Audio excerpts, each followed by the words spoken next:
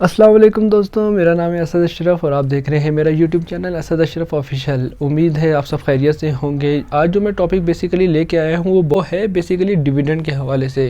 اب ڈیویڈنڈ کیا ہے، کس طریقے سے یہ کام کرتا ہے، اس میں انویسٹ کس طریقے سے کر کے ہم لوگ ڈیویڈنڈ ریسیو کر سکتے ہیں۔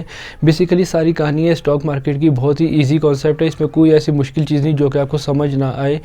آسان ایگزامپل کے ساتھ آپ کو سمجھا دوں گا کہ ڈیویڈنڈ ہوتا کیا ہے۔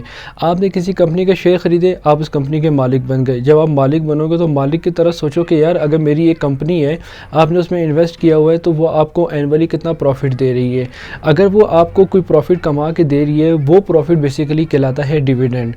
کچھ کمپنیز ہوتی ہیں جو ڈیویڈنڈ پے نہیں کرتی ہیں، وہ کہتی ہیں کہ بھئی ہم لوگ یہ پروفٹ دوبارہ سے ری انویسٹ کریں گے کمپنی کے اندر۔ جب وہ کمپنی ری انویسٹ کریں گے تو ڈیفینیٹلی کمپنی کا کیپٹل ہی انکریز ہوگا۔ جب وہ کیپٹل انکریز ہوگا تو ہوپ فلی نیکسٹ ایئر زیادہ آپ کو پروفٹ ملے گا۔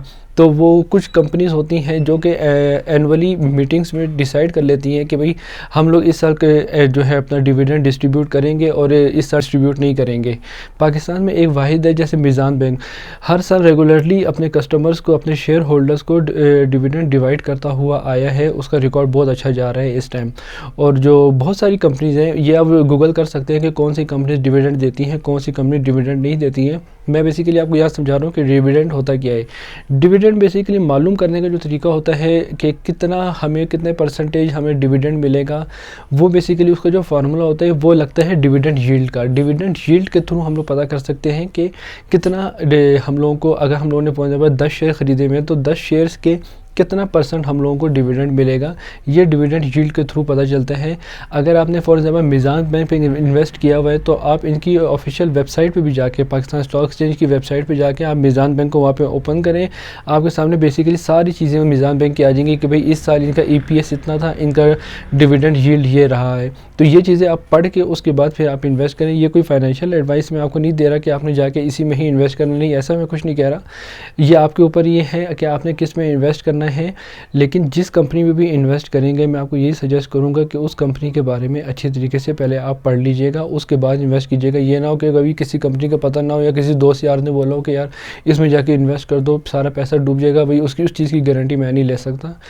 تو اتنا تو کامن سینس آپ کا بھی ہوگا کہ ڈیفینیٹلی اگر آپ نے کسی چیز میں انویسٹ کرنا ہے تو اس کے بارے میں تھوڑا بہت آپ پڑھیں گے یا تھوڑا بہت اس کے بارے میں آپ کو سمجھ ہونی چاہیے، پھر ہی آپ جا کے اس میں انویسٹ کریں۔ تو ڈیویڈنڈ ڈفرینٹ ٹائپس کے ہوتے ہیں۔ تو کچھ کمپنیز ہوتی ہیں جو 6 مہینوں کے بعد ڈیویڈنڈ پہ دے رہی ہوتی ہیں، اور کچھ ہوتی ہیں جو سال کے بعد ڈیویڈنڈ دے رہی ہوتی ہیں۔ وہ آپ کے اوپر ہوتا ہے، آپ دیکھ لیں کہ جس کمپنی میں آپ انویسٹ کر رہے ہیں وہ سارا آپ کو آن نیٹ پہ آپ جب سرچ کریں گے کمپنیز کے بارے میں، آپ کو یہ پاکستان اسٹاک ایکسچینج کی آفیشیل ویب سائٹ پہ اس میں آپ کو ایک ایک چیز کلیئر ہو جائے گی۔